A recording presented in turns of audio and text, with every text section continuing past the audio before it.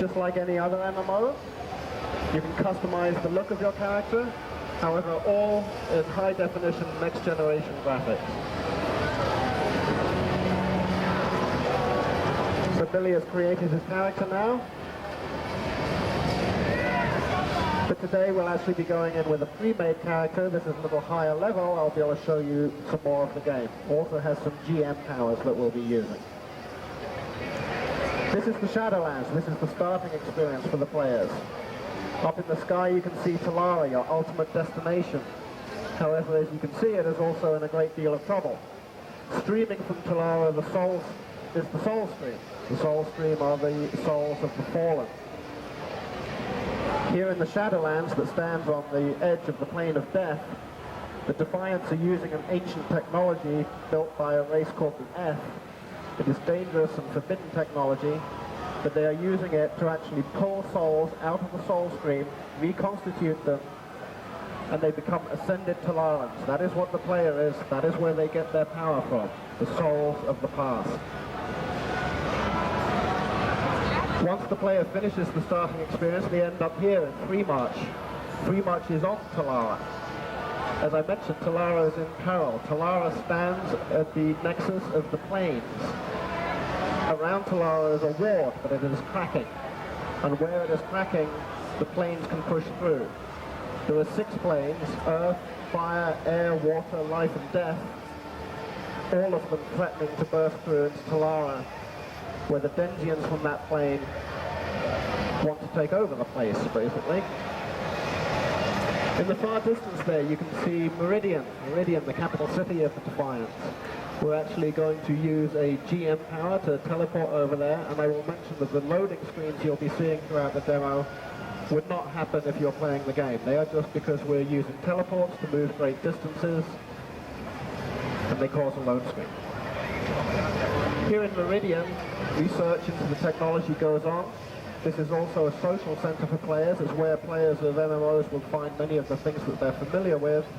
The crafting hall, merchants, trainers, guildmaster, all of the things that you have come to know and love in MMOs are here in Plains of Telala. But we also have a few surprises. Actually, take us to the training hall right away, please. So just before we actually go out and show you some combat, I'm going to take a little bit of time to tell you about the class system here. So as I mentioned, you get your power from the souls of the past warriors. However, you're not restricted to one soul. As you actually level up through the game, you will unlock more slots. You can slot up to 3 souls and mix and match and tailor the class to be exactly how you want it to play. I don't know about you, but I've played many MMOs, and often I will find myself at around about level 30, 35, thinking, oh man, I wish I'd made a different choice way back in Character Create, and now I'm stuck with this class that I don't really like. In Telala, you'll be able to come here and tailor the class to play exactly how you want. Billy has a Nightblade here, but if he also wants to, he can switch over his Blade Dancer class to a Ranger who would give him her pet. So he can mix and match to play exactly how he wants to play the game. The combinations are truly pretty much endless. So even if Billy ends up deciding that he doesn't like this, he can come back here later, change it out.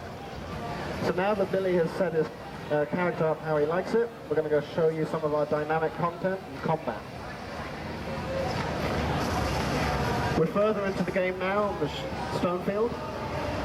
There is a rich story to be discovered here, but I will leave that for you to discover when you get to play the game. Our talented team of artists put as much care into the mobs that you're fighting as they do into the player races. Everywhere you go into Telala, it is absolutely high definition graphics. However, you do not need a supercomputer to play this game. We have some great engineers too who really know how to eke out the most of these machines.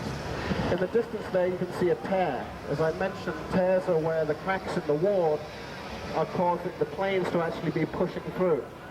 This tear, if left alone, might actually burst forth and become a full-fledged rift, just like the one here at E3.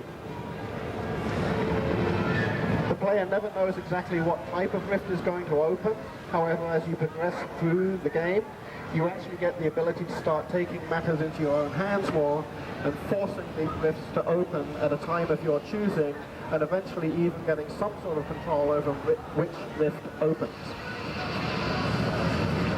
Today we have a life rift, just like the one we have here. As you can see, the whole world changes, the lighting changes, the sound changes. The monsters that start pouring through are different. Any mobs that had been here previously would also be touched by this rift and changed. But it is important to note this is happening out in the open world. This is not an instance. You haven't been teleported anywhere. You can see these things from many miles off. They are built to draw players together for social gameplay. So even the gameplay style has changed. A new UI element has popped up here. This is showing Billy what he needs to do to complete the stage. If he manages to complete the stage, he can unlock further stages. The more stages he unlocks, the more loot he can gather, and anyone who's played MMOs, they know it's all about gathering the fat loot. Another thing to point out, though, is that Billy, as he contributes to this Rift event, is earning loot. He can never lose that loot. Even if hordes of players come to join him, they contribute to earn loot on their own. It can never be taken away from him. Even if he takes a risk and dies, respawns a long way off, this UI element is now stuck to him until he actually gathers the loot that he has earned. We want to encourage players to take risks here. We want to encourage players to come together. Another thing to point out is what you're seeing here is a fairly low-level rift. The objectives Billy has are pretty much your standard tank and spank, and not actually much more to it than that. But as you progress through the game, these become more and more complex, until eventually you're pretty much playing a raid-level dungeon encounter out in the open world. That's kind of important to me because I know as a casual player, I may not be a member of the Uber Guild that gets to deep down into the instances and find and battle all the really interesting creatures, so we have brought them out for all of the players to see. Having said that, though, I will take you to the last part of the demo here. We do have instances. We didn't want to leave people out who like those things. This is one of our instances here. This is the Deep Strike Mines. This is where the story of Stonefield would ultimately come to its resolution. Billy has gone here on his own. It is a much higher level of challenge. Consequently, we've made him invisible. I didn't want you to see him die. So in here, this instance is built for a group of one. In other words, 5 players, one group. We do have instances for 10 and 20 players also. Billy and his friends would discover a rich story here also. Monsters to fight. The place has been taken over by the Endless Court, who are the cult of the undead. Consequently, the place is full of undead. They are a higher level of monster than the ones that you encountered outside. However, just like the open world and the dynamic content we have out there, we have dynamic content in the instances too. Billy here at level 25 would have a certain experience, fight a certain level of monsters, discover what is going on and why the trolls out in Stonefield are so upset. However, if he returns here later at, say, level 50, he would find that things have changed. There are new encounters, new story to uncover. He will be able to penetrate deeper into the mines.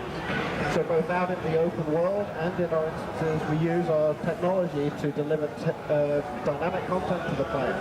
It was very important to us that even if a player is going over well-trodden ground, places that they have been to many times before, there's always something new to discover, some new surprise, something they hadn't seen before. I'm Simon Finch, this is Billy Shaughnessy. We are both developers on the project. I'm available to answer any questions for you. I do encourage you to visit our website too, riftgame.com. And if you have not done so already, please check out End of Nations, the first massively multiplayer real-time strategy game. Really awesome too. Thank you very much.